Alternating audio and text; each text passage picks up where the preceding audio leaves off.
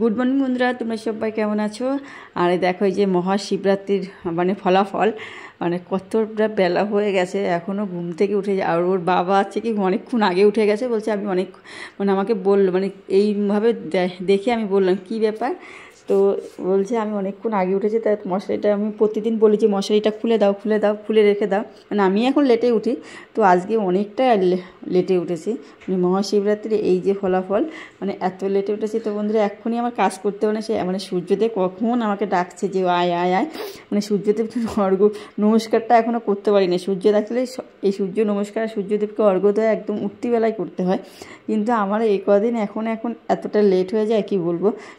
সূর্য নমস্কার করার সামনে একটা মন্দির আছে, সেই মন্দির দেখো শাড়িও মেলা হয়ে গেছে আমাদের উঠানে, দেখেছো? মানে আমি কতটা লেটে উঠেছি। তোর বাবার ফোনটাকে দেখছিলাম কটা বাজে, এখন বাজে 7:30। তো ওর বাবা চার্জে বসিয়ে আছে, ডিউটিতে যাবে, আর আমি সবে ঘুম থেকে উঠলাম। তো আমি এই যে এখন আমার রেগুলার যে কাজ সেটা হচ্ছে কি, আগে আমার বেড ক্লিন করব, ভালো করে গুছিয়ে রাখবো। আর আমার মতন কে কে এখনও আছো যে এই মানে এত হেভি ব্ল্যাঙ্কেট গায়ে দাও? দেখো আমি কিন্তু এখনও তুলিনি, আমি এটাই গায়ে দিই এখনও, সেই সকাল দুপুর যখনই ঘুমাই এটা গায়ে দিয়েই ঘুমাই।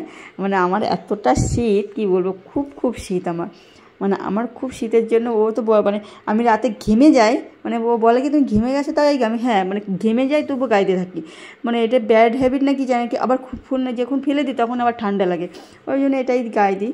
আর আমার বেশ ভালোই লাগে এটা গায়ে দিতে, আমার একটু শীতকাতুরে মানুষ তো, খুবই একটু মানে শীতটা আমার বেশি, গরমটা আমার মানে গরমে কারেন্ট চলে গেলেও আমি ঘুমিয়ে থাকি।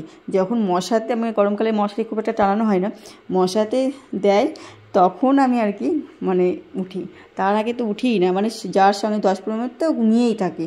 আর আমার হাজব্যান্ড সঙ্গে সঙ্গে উঠে যায়, এরকম ব্যাপার। তো বন্ধুরা এই যে বেডটা একদম ক্লিন করব এখন।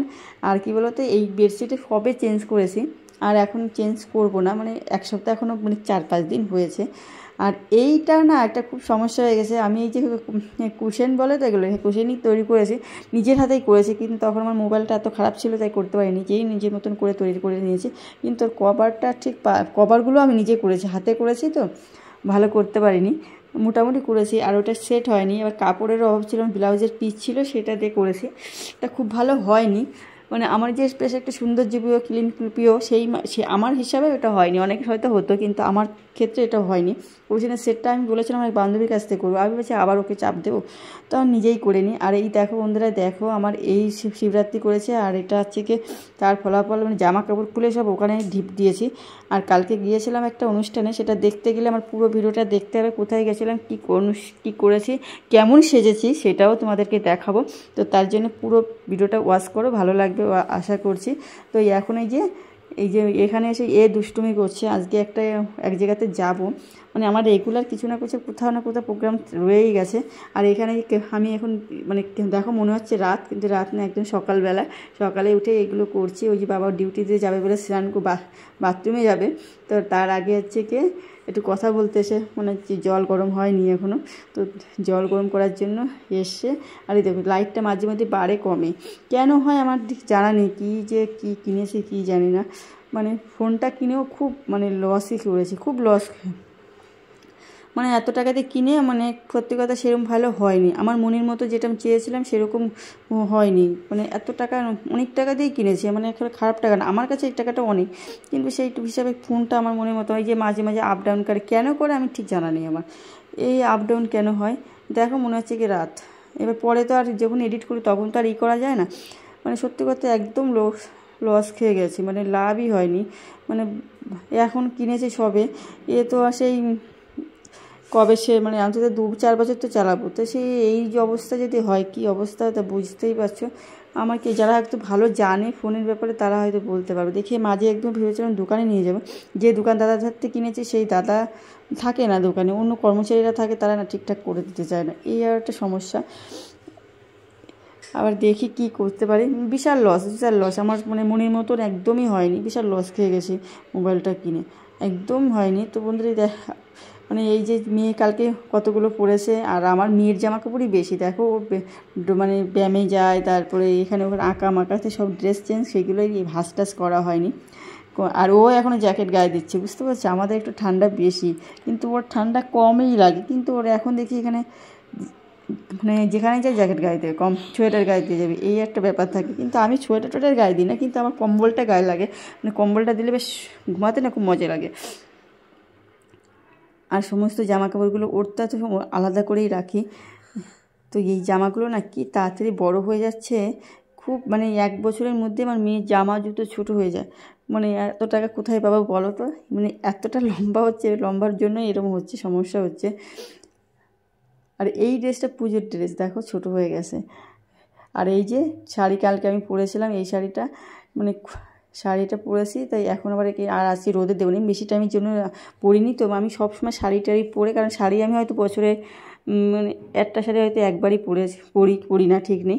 তো তার জন্য কী বলে রোদে দিয়ে তারপরে রোদে মেলে দিয়ে আসে ছাদে, তারপরে আসে ভাঁজ করে আবার রেখে দিই, যেভাবে রাখি। আর আমি কাগজের ভিতরেই রাখি, তো কারণ আমার কাঠের আলমারি তোমার বলেছি, সেইভাবে যত্ন করে রাখি। একটা যত্ন করে ক্লিন করে রাখলে সত্যি কথা বলতে প্রচুর প্রচুর দিন যায়। এই শাড়িটার বয়সটাও অনেক দিন, কিন্তু আমার দেখবে সমস্ত জিনিস আমি সবসময় পরিষ্কার পরিচ্ছন্ন করে রাখি। ক্লিন করার আমার একটা হ্যাবিট, মানে যত্ন করে রাখলে একটা জিনিস যত্ন করলে অনেক দিন যায়, আর তুমি অযত্নে রাখলে সেই জিনিসটা বেশি দিন যায় না। আমার এই খাটটার কথাই বলি, এই খাটটা কিন্তু কাঠটা খুব একটা ভালো না, তবুও আমি মানে অনেকটাই খুব যত্নই করে রাখি। মানে 2-1 সময় কাঠের পোকায় মানে ঘুমাতেও পারি না, এমন একটা ব্যাপার থাকে এতটা, কিন্তু তবুও যত্ন পরিষ্কার পরিচ্ছন্ন করে রাখি। ধুই তো না আর কি, মুছে টুছে রাখি যাতে নষ্ট না হয়। একটু পোকা নোংরা থাকলে আর পোকায় বেশি বাসা বাঁধে, এই পোকায় আর কি কাটে খুব। আর এই দেখো এটাকেও এই যে ক্লিন করে, মানে এইটা আবার যাতে নষ্ট না হয়ে যায়, ভালো করে ক্লিন। কিন্তু কী বলো তো, ওই লেবুটাও নেই, আর আমার তেঁতুল ছিল, তেঁতুল দিয়েই মাজি। সেই তেঁতুল আমার মেয়ে কবে খেয়ে শেষ করে দিয়েছে আমি নিজেও জানি না। পুরো আমি তেঁতুলের ভিতরে যে থাকে বীজ থাকে, সেই বীজ কেটে কুটে বের করে দিয়ে রেখেছিলাম, যে আমি বাসনপত্রে তারপরে টক শাক খেতে মানে লাল শাক খেতে আমার তেঁতুল লাগে। সে কবে খেয়ে দিয়ে কমপ্লিট করে গেছে আমি জানি না। একদিন রান্না করতে যেয়ে বের করতে গেছে, দেখি একটুও নেই। আমি বাসন মাজার জন্য একটু রেখেছিলাম, ও একদম এত টক খেতে ভালোবাসে। ইদানিং আমারও হয়েছে, জানি না, খাবার টেস্ট অনেক চেঞ্জ হয়ে গেছে আমার ভিতরে, প্রচুর চেঞ্জ হয়েছে। আমি যে খাবারগুলো আগে খেতাম না সেইগুলো দেখে আমি এখন খাই। আর এই দেখো আমার ঘর ক্লিন করা হয়ে গেছে। এবার এই নোংরাটাও আমি একদম ওর জায়গায় আমি দিয়ে আসবো, আর কাছে রাখবো না, কারণ ওই আমি বললাম না পরিষ্কার করতে খুব ভালোবাসি। আর এই যে একেবারে সঙ্গে পরিষ্কার হয়ে যাবে। আর এই যে ওর বাবা আবার ডাকলো বলে একটু আসলাম, কি যে মানে গামছাটা চাইছিল, তো তার দিয়ে এটাকে একদম ওর জায়গায় গন্তব্য জায়গায় ফেলে দিয়ে আসবো। একদম আমার রাস্তা মানে উঠোনের ওই পাশে একটু রাস্তা আছে, সেই রাস্তার সামনেই ফেলে দিয়ে আসি। আর এদিকে মা দেখেছে, মা কমপ্লিট করে দিয়েছে। মানে খুব ভালো একটা শাশুড়ি মা পেয়েছি আমি। মানে আর আমি কি করবো বুঝতে পারছিলাম না। ওই যে লেবু আনতে, মানে লেবুর জল খাবো, তাই লেবু সেই নেই, এখন কী খাবো, তাই গরম জলই খাচ্ছি। আর কালকে লেবু কী হয়েছে, আমার লেবু রেখে দিয়েছিলাম কেটে, সেই লেবু বাদাম ভাজা, মানে প্যাকেট যে বাদাম পাওয়া যায় না, সেই বাদামের ভিতর লঙ্কা লেবু লবণ দিয়ে মাখিয়ে খেয়েছে। এরকম দুষ্টুমি কে করে, আর এরকম অকাশটা কে করে, কার বাচ্চা একটু বলবে তো, কমেন্ট করে জানাবে। যে বাচ্চা থাকলে একটু দুষ্টুমি হবে, একটু ঘর বাড়ি নোংরা হয়, এটা একদম সত্যি কথা। সবসময় তো আমারও করতে ইচ্ছে না, সবারই তাই, সবসময় একটা শরীরের তো ব্যাপার থাকে, সবসময় সব কাজ করতেও ইচ্ছা করে না।